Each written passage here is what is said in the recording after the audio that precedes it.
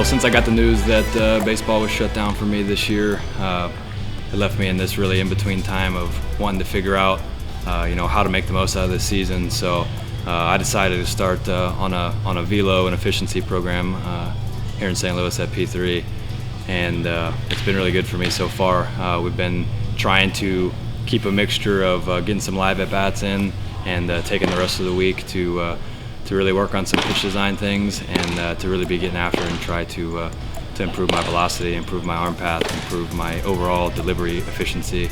I feel like that's one of the biggest things I can try to salvage out of a season like this for me.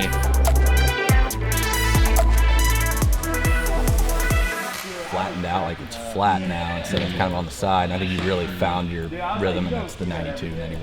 Yeah. Look, cutter started holding a little bit more vertical, but velo went way up on it. Started coming across it at the right angle. Yeah. 55%, 45% was like your best ones, and you got back to that. That's my goal, is to get it on this left side of that line. And you did that. You were able to do that in the second inning. Yeah, good.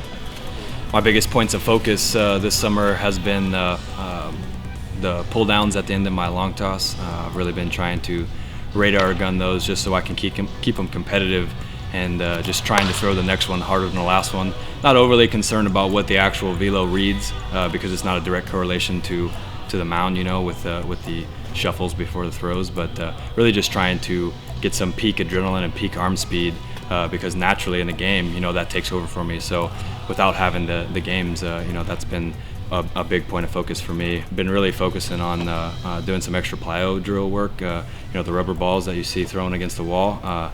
Those for me are ways to really coach arm path without having to think too much about it. It helps with your proprioception and really trying to clean up my arm path so that my arm can move faster, at peak arm speed. So those have been the two biggest points for me. I've also been really approaching the weight room different this summer. Obviously throughout the in-season it's very maintenance focused, but through this time with no games, I've really been able to continue to build through those lifts and trying to gain weight and gain strength throughout the season, whereas in a normal season, it's all focused around being ready for the games. And since I have no games, that's been just a little difference in the focus for the weight room.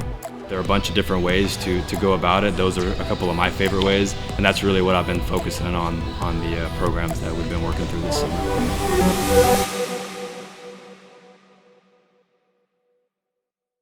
I've gone from using a 34-31 to a 34-32.5 in 3 years. Probably not a good idea though. I mean, whatever works. You're hitting homers, so screw it. Yeah, they all hit 230, so.